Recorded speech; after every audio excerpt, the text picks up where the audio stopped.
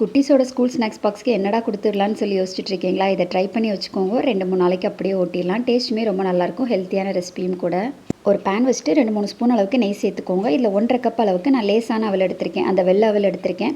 நீங்கள் வந்து ரெட் அவல், சம்பா அவல் எதுனாலும் ஆட் பண்ணிக்கலாம். இதை நல்லா வறுத்துக்கோங்க. இந்த அவல் பார்த்தீங்கன்னா சாப்பிட்டு பாருங்கள், கொஞ்சம் அப்படி கிறிஸ்பி ஆகிற வரைக்கும் வறுத்துக்கணும். அவல் எடுக்கிற அதே கப்பில் எல்லாமே எடுத்துக்கோங்க. ஒரு 3/4 கப் அளவுக்கு தேங்காய், அதுக்கப்புறமா ஒரு ஏலக்காய் சேர்த்துட்டு லைட்டாக மிக்ஸ் பண்ணதுக்கப்புறமா பாதாம் சேர்த்துக்கலாம். ஒரு 4-5 பாதாம், முந்திரி இருந்தால் கூட ஆட் பண்ணிக்கோங்க. இது கூடவே ஒரு 2 ஸ்பூன் அளவுக்கு பொட்டுக்கடலையும் சேர்த்துட்டு ஒரு நிமிஷம் மட்டும் வறுத்துக்கோங்க. இப்போ ஸ்டவ் ஆஃப் பண்ணிவிட்டு அப்படியே ஆற விட்டுடலாம். ஆறினதுக்கப்புறமா மிக்சர் ஜாரில் மாற்றிட்டு இந்த மாதிரி பொடிச்சிக்கோங்க.